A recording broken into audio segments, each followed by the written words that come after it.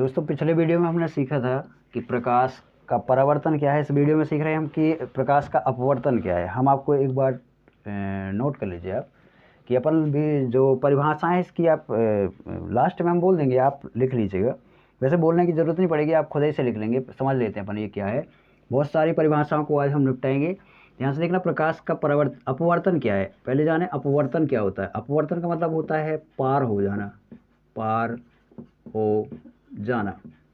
जैसे कि बात करें अपन, ये आपका सामने आप देख पा रहे होंगे, इसके सामने आपको दिख रहे हैं फूल, दिख पा रहे होंगे, आपको दिख रहे होंगे। ये इसका मतलब क्या है कि ये जो प्रकाश है आपका, प्रकाश वो इसमें से देखिए जो आर लगा हुआ है कांच, इसके आर पार हो रहा है, अंदर जा रहा है प्रकाश, इसलिए आपको सामने जो फूल दिख रहा है तो फूल आप देख पा रहे हैं। यानी कि यहाँ से जो आपका प्रकाश है वो पार हो पा रहा है यहाँ से, तो पार होना ही कहलाता है आपका अपवर्तन। तो मान लीजिए, ध्यान से देखना, हम एक माध्यम लेते हैं, दो माध्यम लेते हैं। यहाँ पे एक माध्यम है आपका कांच, नीचे रखा हुआ है आपका कांच, ये पूरा मान लीजिए नीचे साइड पूरा का पूरा कांच रखा हुआ है, ये आपका कांच है। और ऊपर साइड है आपकी वायु, कुछ नहीं है तो क्या है, वायु है, वायु। जैसे कि यही है आपका, ऊपर कुछ नहीं है तो क्या है, वायु है, और नीचे आपका कांच रखा हुआ है, ये कांच है। तो हम बात करें वायु जो है, वायु वो आपका विरल माध्यम है, विरल माध्यम, विरल माध्यम। और जो कांच है आपका वो है सघन माध्यम, सघन माध्यम। तो 2 मिनट का हम टाइम दीजिए ताकि आप इसको भी समझ लें कि विरल माध्यम क्या है और सघन माध्यम क्या है। दिमाग में क्वेश्चन आ रहा है ना कि सघन माध्यम क्या है और विरल माध्यम क्या है। जैसे मान लीजिए एक आपके पास 2 खेत हैं, एक खेत ये है और एक दूसरा खेत ये है। आपने इसमें धान बोई। माध्यम मतलब वो होता है जिसमें कण हो, सॉरी द्रव्यमान हो, कुछ आकृति घेर रहा हो, उसको बोलते हैं माध्यम। जैसे कि मान लीजिए ये आपका 2 खेत हैं, आपके इसे खेत हैं, आपने इसमें धान बोई, इसमें धान आपकी बहुत दूर दूर जमी है, तो हम बोलते हैं ना कि धान बहुत ज़्यादा बिर्री हो गई। बिर्री हो गई मतलब कि बिर्री को बोलते हैं विरल। और इसमें देखिए जो आपकी धान है इसमें बहुत पास पास में, पास पास में हम बोल देते हैं, पास पास में तो मतलब बहुत ज़्यादा घनी हो गई, घनी को ही बोलते हैं सघन। तो आप दिमाग लगाइए, सोचिए ज़रा कि जो वायु के कण होते हैं बहुत दूर दूर होते हैं और जो आपके कांच के कण होते हैं बहुत पास पास में होते हैं। तभी तो हम देखना इसके आर पार हाथ नहीं ले जा पा रहे, देखना हाथ आर पार नहीं ले जा पा रहे, क्योंकि इसके कांच के अणु जो है बहुत पास पास हैं। पास पास है मतलब सघन, घने हैं, बहुत सघन। और वायु है, यहाँ पे देखिए वायु उड़ रही है या वायु के कण है, यहाँ पे देखिए हम हाथ चला पा रहे हैं, चला पा रहे हैं मतलब कि दूर दूर है, बहुत दूर दूर है वायु में कण है आपके बहुत दूर दूर। तो अब आपको समझ में आ गया होगा कि विरल माध्यम, वायु को हमने विरल माध्यम क्यों बोला और इसको सघन माध्यम क्यों बोला, क्योंकि कांच के अणु है पास पास, इसलिए इसको सघन माध्यम बोलते हैं। और वायु के अणु जो हैं वो हैं दूर दूर, इसलिए इसको विरल माध्यम बोलते हैं। अब चलते हैं अपन प्रकाश के अपवर्तन की ओर। ध्यान से देखिएगा, हमने यहाँ से एक प्रकाश किरण आपतित किया, प्रकाश किरण हमने यहाँ से आपतित किया, एक प्रकाश किरण डाली यहाँ से। मान लीजिए टॉर्च है, टॉर्च से हमने यहाँ से प्रकाश डाला, और जैसे कांच में प्रकाश डाला, जैसे कि इसमें हम डाल रहे हैं प्रकाश, तो देखिएगा ये प्रकाश इसमें गया, प्रकाश इसमें जाने के बाद जो आपका कांच है इसमें जाने के बाद यहाँ से आप डाल लीजिए काल्पनिक रेखा खींचिए, अभिलंब। अभिलंब होता है, अभिलंब किसे कहते हैं, ध्यान से देखिएगा, इसको बोलते हैं हम अभिलंब, अभिलंब। ये आपका अभिलंब है, ये अभिलंब आपने खींचा, ये आपका अभिलंब है। अभिलंब होता है जो माध्यम से माध्यम की सतह से 90 डिग्री कोण बनाए। देखना इस तरफ भी बना रहा है आपका 90 डिग्री कोण, इस तरफ भी बना रहा है आपका 90 डिग्री कोण, तो इसको बोलते हैं हम अभिलंब। ये आपका अभिलंब हो गया। अब इसमें देखिए किरण जो है आपकी पार हो जानी है, प्रकाश जो किरण है यहाँ पे पार हो जानी है। अब देखिए कैसे पार होती है, देखिएगा ये जाना ऐसे है, इस किरण को जाना ऐसे है, लेकिन ये ध्यान से देखिएगा अभिलंब की ओर थोड़ा सा झुक जाती है। पता है क्यों, ये अभिलंब की क्या हो जाती है, थोड़ी सी झुक जाती है, देखना क्यों। पहले ये डायलॉग मार रही थी, ध्यान से देखिएगा, जो आपकी प्रकाश किरण पहले वो डायलॉग मार रही थी, पुष्पराज झुकेगा नहीं साला। अब इसको झुकना ही पड़ा। क्यों झुकना पड़ा, ध्यान से देखिएगा, क्योंकि पुष्पराज के सामने पता है और बहुत ज़्यादा शक्तिशाली डॉन आ चुका है। ध्यान से देखिएगा कैसे शक्तिशाली, यहाँ पे आपकी जो प्रकाश किरण है, यहाँ पे प्रकाश किरण आई और जैसे सघन माध्यम में पहुंची तो वो अभिलंब की ओर ध्यान से देखिएगा झुक गई थोड़ा सा। क्यों झुक गई, क्योंकि ध्यान से देखिएगा यहाँ पे आपके जो प्रकाश के कण हैं, सॉरी कांच है, कांच के जो कण हैं बहुत पास पास में है। हम आपको एक उदाहरण देते हैं, जैसे कि मान लीजिए खाली रोड है, आपको दौड़ने के लिए बोला जाए, ये मान लीजिए खाली रोड है, आपको यहाँ पे दौड़ने के लिए बोला जाए, तो आप बड़े आराम से बहुत तेज़ दौड़ पाएंगे। लेकिन ध्यान से सुनिएगा, यदि हमने यहाँ पे बहुत सारे लोग खड़े कर दिए आगे और फिर आपसे बोले कि चलिए यहाँ से दौड़िए, तो आप उतना तेज़ नहीं दौड़ पाएंगे, थोड़ा धीमा हो जाएंगे। तो यहाँ पे आपके जो प्रकाश कण हैं बहुत ज़्यादा हैं, कांच के कण बहुत पास पास में है, इसलिए बेचारी किरण जो है आपकी वो थोड़ा सा धीमी हो गई। धीमी हो गई मतलब अभिलंब की ओर थोड़ा सा झुक गई, उसको झुकना पड़ा। अब आपको ये समझ में आ गया होगा कि अभिलंब की ओर क्यों झुकी। अब देखते हैं प्रकाश का अपवर्तन क्या है। अच्छा, एक चीज़ और जान लें अपन। देखिए, जो प्रकाश किरण आती है इसको बोलते हैं आपतित किरण। आपतित किरण। और जो यहाँ से प्रकाश निकल रही है, यहाँ से पार हो रही है, इसको देखो, ये पार हो रही है ना, इससे पार हो रही है, अंदर से जा रही है, इसको बोलते हैं अपवर्तित किरण। अपवर्तित किरण। अब हम बात करें, ध्यान से देखिएगा, इसकी परिभाषा बना लें इसकी। प्रकाश का अपवर्तन क्या है? प्रकाश का अपवर्तन क्या है, गौर से सुनिएगा। प्रकाश का अपवर्तन क्या है? जब कोई प्रकाश किरण विरल माध्यम से सघन माध्यम में आपतित करते हैं, या फिर ऐसे बोले हम, जब कोई प्रकाश किरण एक माध्यम से दूसरे माध्यम में आपतित करते हैं, एक माध्यम से, देखिए एक माध्यम ये हो गया, दूसरा माध्यम ये हो गया। जब कोई प्रकाश किरण एक माध्यम से दूसरे माध्यम में आपतित करते हैं तो प्रकाश किरण, ध्यान से देखिए, प्रकाश किरण दूसरे माध्यम को, दूसरा जो ये माध्यम है आपका, ये दूसरा माध्यम है, दूसरे माध्यम को पार कर जाती है, पार कर जाती है। तो इसी को बोलते हैं, ध्यान से देखना है, पार कर जाना ही कहलाता है आपका प्रकाश का अपवर्तन। बन जाएगा। एक बार और सुनिएगा, जब कोई प्रकाश किरण एक माध्यम से दूसरे माध्यम में आपतित करते हैं तो प्रकाश किरण दूसरे माध्यम में पार कर जाती है, दूसरे माध्यम को पार कर जाती है, इसे बोलते हैं प्रकाश का अपवर्तन। अब सुनिएगा प्रकाश का अपवर्तन, इसके बाद अपन देखते हैं। बन जाएगा, मेरे हिसाब से बन जाएगा आपसे। एक बार मैं लास्ट बार रिपीट कर रहा हूँ, जब कोई प्रकाश किरण, ध्यान से सुनिएगा, प्रकाश किरण एक माध्यम से दूसरे माध्यम में आपतित करते हैं तो प्रकाश किरण दूसरे माध्यम को पार कर जाती है, इसे ही बोलते हैं हम प्रकाश का अपवर्तन। पार कर जाना ही तो, पार हो जाना ही तो कहलाता है आपका प्रकाश का अपवर्तन। अब देखते हैं प्रकाश, क्वेश्चन ऐसे आता है आपका कि प्रकाश का अपवर्तन क्या है, इसके नियम लिखिए, इसके नियम लिखिए, नियम लिखिए, या फिर डायरेक्ट पूछेगा आपसे कि प्रकाश अपवर्तन के नियम लिखिए या अपवर्तन के नियम लिखिए। तो गौर से सुनिएगा, अपवर्तन के नियम क्या हैं। थोड़ा सा और सीखते हैं। हम इसको ऐसे भी लिख सकते हैं या फिर हम इसको ऐसे लिख सकते हैं, जब कोई प्रकाश किरण, ध्यान से देखना, विरल माध्यम से सघन माध्यम में आपतित करते हैं, ऐसे लिखिएगा, ये अच्छी परिभाषा है आपकी। जब कोई प्रकाश किरण विरल माध्यम से सघन माध्यम में आपतित करते हैं, एक दूसरे माध्यम मत बोल के आप यहाँ बोलिएगा, जब कोई प्रकाश किरण विरल माध्यम से सघन माध्यम में आपतित करते हैं तो प्रकाश किरण सघन माध्यम में प्रकाश किरण अभिलंब की ओर झुक जाती है और सघन माध्यम को पार कर जाती है, इसे ही बोलते हैं प्रकाश का अपवर्तन। एक लास्ट बार रिपीट कर रहे हैं, ध्यान से सुनिएगा।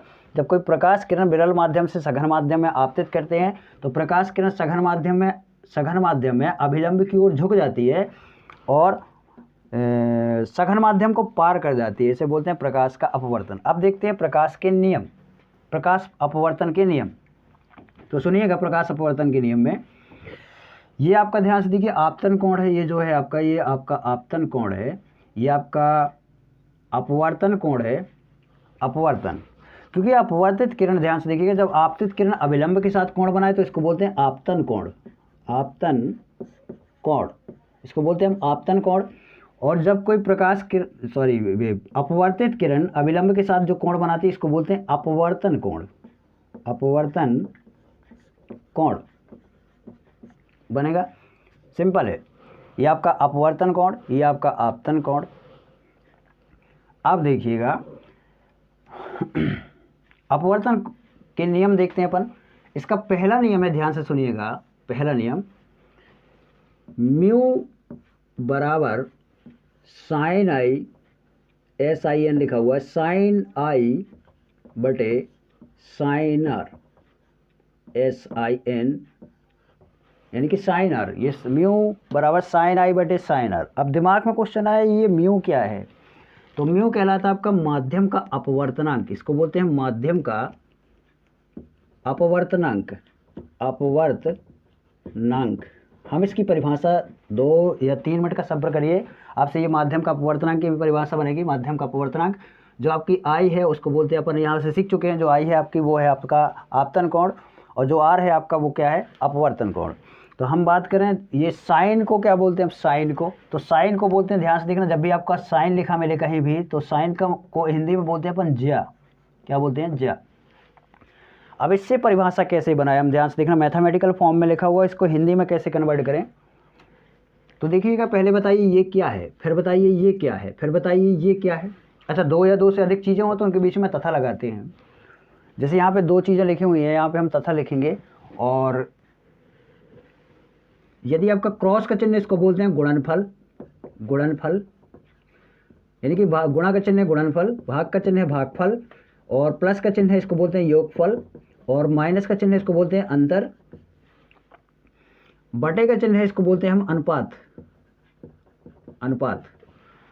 अब ध्यान से देखिएगा, पहले हमको देखिए परिभाषा बनानी मैथमेटिकल फॉर्म में, तो इसी को बोलते हैं हम, ध्यान से देखना, इसी जो आपका पहला नियम है इसी को बोलते हैं हम स्नेल का नियम, स्नेल का नियम, स्नेल का नियम। अलग से भी पूछ देता है स्नेल का नियम लिखिए, ख़त्म, इतना था आपका स्नेल का नियम लिखिए।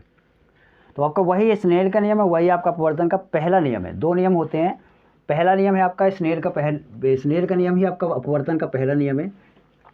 ये जो म्यू है आपका, ये क्या है, माध्यम का अपवर्तनांक, और जो आई है वो क्या है, आपतन कोण, जो आर है वो क्या है, अपवर्तन कोण, और आई साइन जो यहाँ पे लिखा हुआ उसको बोलते हैं हम हिंदी में ज्या। तो गौर से देखिएगा, ये जो साइन आइन अपने त्रिकोणमिति में पढ़ा होगा कि जो आपका साइन है, कॉस है, केवल साइन कॉस, उसके साथ में थीटा नहीं लगा हुआ, इसका कोई महत्व नहीं होता। जब तक थीटा का मान ना हो पता तब तक साइन कॉस का कोई महत्व नहीं होता। तो ये जो साइन है ये किसका है, आई का है। जैसे कि देखिए, ये आप मैं शर्ट पहने हूँ, जो भी मैं पहने हूँ ये मेरी है। तो ऐसे ही हम बात करें, जो ये साइन है ये आई की है, ये वाली साइन आर की है। समझ में आ रहा है। अब हम चालू करते हैं बनाना। आपको ध्यान से देखिएगा, एक लास्ट बार बोल रहे हैं हम, पहले आप बोलिएगा कि ये क्या है, फिर बोलिएगा ये क्या है, फिर बताइएगा ये क्या है। अच्छा, दो चीज़ें हैं इसलिए हम इन दोनों के बीच में तथा लगा देंगे। पहले हम बोलेंगे ये क्या है, ये क्या है, तथा ये क्या है। और फिर आपको क्या करना है, इनको हमने पूरा बता दिया, कुछ नहीं बोलना, केवल बताना कि ये हैं क्या। फिर इसके बाद आपको क्या करना है, आप पहले इस दिशा में जाएंगे, फिर आपको उल्टी दिशा में आना है। जितने भी आपको चिन्ह मिले, गौर से सुनिएगा, जितने भी आपको चिन्ह मिले उनके पहले लिखना है आपको के, और चिन्ह का लिखना है नाम। चले आइए इस साइड, जितने भी चिन्ह मिले सबके पहले बोलिए के और चिन्ह का नाम, और लास्ट में बोल दीजिए होता है। आपकी परिभाषा बन गई। ध्यान से देखिएगा, मैं बना के दिखा रहा हूँ आपको। जैसे कि यहाँ पे लिखा हुआ, क्या लिखा है, माध्यम का अपवर्तनांक। ये क्या है आपका, माध्यम का अपवर्तनांक। इस कुछ नहीं बोलना और बताते जाइए ये क्या है, इस माध्यम का अपवर्तनांक। ये क्या है आपका, ये है आपका आपतन कोण, आपतन कोण की ज्या। दो चीज़ें हैं, एक ऊपर लिखी हुई एक नीचे। तो हमने इसको बताया पहले, आपतन कोण की ज्या। ये क्या है, अपवर्तन कोण की ज्या। तो हमने शुरुआत से फिर से एक बार बोल रहे हैं हम, माध्यम का अपवर्तनांक, आपतन कोण की ज्या तथा अपवर्तन कोण की ज्या। आप देखिए, जितने भी चिन्ह मिले आपको इस तरफ आना है। तो के अनुपात, के अनुपात, के बराबर, बोले ना हम, के चिन्ह का नाम, के अनुपात के बराबर, इस तरफ चले आना, इस तरफ, इस तरफ, शुरुआत में इस तरफ, दूसरी बार इस तरफ। जब हम चिन्हों का नाम लेंगे तो इस तरफ चले आना, और लास्ट में बोल देना होता है। तो गौर से देखिएगा, यहाँ पे लिखा हुआ है, फिर एक बार और हम रिपीट कर रहे हैं आपके परिभाषा इसकी, माध्यम का अपवर्तनांक, आपतन कोण की ज्या, आपतन कोण की ज्या तथा अपवर्तन कोण की ज्या के अनुपात के बराबर होता है। परिभाषा बन गई। यही आपका स्नेल का नियम है। अब बन जाएगा। एक बार और लास्ट बार रिपीट करते अपने, आप माध्यम का अपवर्तनांक आपतन कोण की ज्या तथा अपवर्तन कोण की ज्या के अनुपात के बराबर होता है। यही आपका कौन सा नियम है, प्रकाश का प्रकाश अपवर्तन का पहला नियम है। अब सीखते हैं अपन इसका दूसरा नियम। दूसरा नियम सीखें अपन। यहाँ पे हम लिखे दे रहे दूसरा नियम, आप लिखते जाइएगा, लास्ट में हम बोल देंगे पूरी की पूरी परिभाषाएं, आप लिख लीजिएगा 2 मिनट में। हमने दूसरा नियम देखते हैं, पहले आप पूरा का पूरा समझिएगा, लिखने के मोड में मत रहिएगा, सीखिएगा। अब अपन इसका सीखते हैं, ध्यान से देखिएगा दूसरा नियम। दूसरा जो नियम है आपका, दूसरा नियम बोलता है कि आपतन कोण, आपतित किरण, ये आपकी आपतित किरण है, ये आपका अभिलंब है, और ये आपकी जाना इसको ऐसे था लेकिन झुक गई थोड़ा सा ऐसे, इसको बोलते हैं अपवर्तित किरण। तो जो आपकी आपतित किरण है, अभिलंब है और अपवर्तित किरण है, माध्यम के एक ही तल पर स्थित होते हैं। देखो तीनों के तीनों एक ही तल पर स्थित हैं। कौन कौन? आपतित किरण, अभिलंब और अपवर्तित किरण माध्यम के एक ही तल पर स्थित होते हैं, या फिर हम ऐसे बोल सकते हैं इसको, आपतित किरण, अभिलंब और अपवर्तित किरण माध्यम के एक ही बिंदु पर स्थित होते हैं। ये दूसरा नियम हो गया। मैं एक बार लास्ट बार रिपीट कर रहा हूँ, आप पीछे करके वीडियो देख लीजिएगा। शुरुआत करते हैं, हमारे प्रकाश का अपवर्तन क्या है, तो फील करिएगा। जैसे अपन ने कांच में डाल रहे प्रकाश किरण, अब सोचिएगा, सोचना है आपको, आंखें बंद करके सोचना है आपको कि जब कोई प्रकाश किरण विरल माध्यम से सघन माध्यम में आपतित करते हैं तो प्रकाश किरण सघन माध्यम में अभिलंब की ओर झुक जाती है और अब सघन माध्यम को पार कर जाती है। इसे प्रकाश का अपवर्तन कहते हैं। बन जाएगा। अब देखते हैं प्रकाश अपवर्तन के नियम। प्रकाश अपवर्तन के नियम, हेडिंग डालिएगा। पहला नियम डाला हमने, और उस हेडिंग में डाला हमने स्नेल का नियम। पहला नियम, या फिर इसी को बोल देते हैं भैया स्नेल का नियम। तो स्नेल का जो नियम है उसमें बोलना है माध्यम का अपवर्तनांक आपतन कोण की ज्या तथा अपवर्तन कोण की ज्या के अनुपात के बराबर होता है। बन जाएगा। दूसरा नियम में आप लिखिएगा कि आपतित किरण, अभिलंब और अपवर्तित किरण माध्यम के एक ही बिंदु पर स्थित होते हैं। माध्यम के एक ही बिंदु पर स्थित होते हैं। दूसरा नियम हो गया। सिंपल था, बन जाएगा आपसे। चलिए आप सीखते हैं, बन जाएगा मेरे हिसाब से। बहुत सरल है, आप इसको फील करिए। साइंस को फील किया जाता है, रटा नहीं जाता, फील कर किया जाता है। अब अपन देखें,